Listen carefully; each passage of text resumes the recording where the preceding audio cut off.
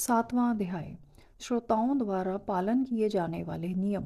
सूत जी बोले, शौनक, शिव पुराण सुनने का व्रत लेने वाले पुरुषों के लिए जो नियम हैं उन्हें भक्ति पूर्वक सुनो। शिव पुराण की पुण्यमयी कथा नियम पूर्वक सुनने से बिना किसी विघ्न बाधा के उत्तम फल की प्राप्ति होती है। दीक्षा रहित मनुष्य को कथा सुनने का अधिकार नहीं है, अतः पहले वक्ता से दीक्षा ग्रहण करनी चाहिए। नियम पूर्वक कथा सुनने वाले मनुष्य को ब्रह्मचर्य का अच्छी तरह से पालन करना चाहिए। उसे भूमि पर सोना चाहिए, पत्तल में खाना चाहिए तथा कथा समाप्त होने पर ही अन्न ग्रहण करना चाहिए। समर्थ मनुष्य को शुद्ध भाव से शिव पुराण की कथा की समाप्ति तक उपवास रखना चाहिए और एक ही बार भोजन करना चाहिए। गरिष्ठ अन्न, दाल, जला अन्न, सेम, मसूर तथा बासी अन्न नहीं खाना चाहिए। जिसने कथा का व्रत ले रखा हो उसे प्याज, लहसुन, हींग, गाजर, मादक वस्तु तथा आमिष कही जाने वाली वस्तुओं का त्याग करना चाहिए।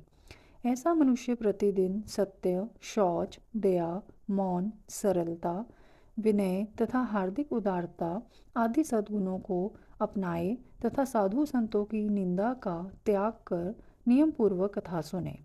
सकाम मनुष्य इस कथा के प्रभाव से अपनी अभीष्ट कामना प्राप्त करता है और निष्काम मोक्ष प्राप्त करता है। सभी स्त्री पुरुषों को विधि विधान से शिव पुराण की उत्तम कथा को सुनना चाहिए। महर्षि, शिव पुराण की समाप्ति पर श्रोताओं को भक्ति पूर्वक भगवान शिव की पूजा की तरह पुराण पुस्तक की पूजा भी करनी चाहिए तथा इसके पश्चात विधि पूर्वक वक्ता का भी पूजन करना चाहिए। पुस्तक को रखने के लिए नया और सुंदर बस्ता बनाएं। पुस्तक व वक्ता की पूजा के उपरांत वक्ता की सहायता हेतु बुलाए गए पंडित का भी सत्कार करना चाहिए। कथा में पधारे अन्य ब्राह्मणों को भी अन्न धन का दान दें। गीत, वाद्य और नृत्य से उत्सव को महान बनाएं। विरक्त मनुष्य को कथा समाप्ति पर गीता का पाठ करना चाहिए तथा गृहस्थ को श्रवण कर्म की शांति हेतु होम करना चाहिए। होम रुद्र संहिता के श्लोकों द्वारा अथवा गायत्री मंत्र के द्वारा करें। यदि हवन करने में असमर्थ हों तो भक्ति पूर्वक शिव सहस्त्र नाम का पाठ करें। कथा श्रवण संबंधी व्रत की पूर्णता के लिए शहद से बनी खीर का भोजन 11 ब्राह्मणों को कराकर उन्हें दक्षिणा दें।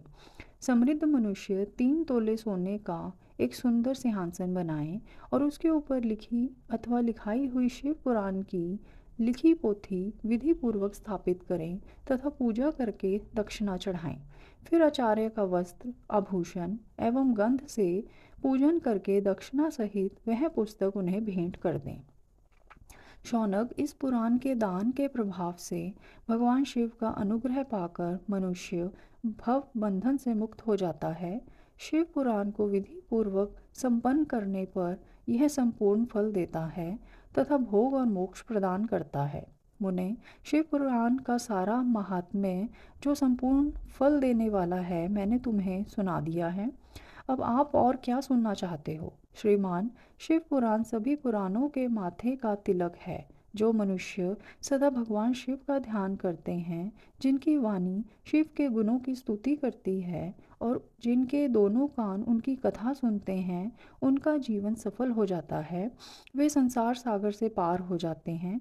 ऐसे लोग इहलोक और परलोक में सदा सुखी रहते हैं।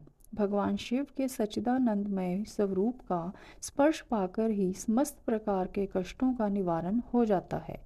उनकी महिमा जगत के बाहर और भीतर दोनों जगह विद्यमान है। उन अनंत आनंद रूप परम शिव की मैं शरण लेता हूँ।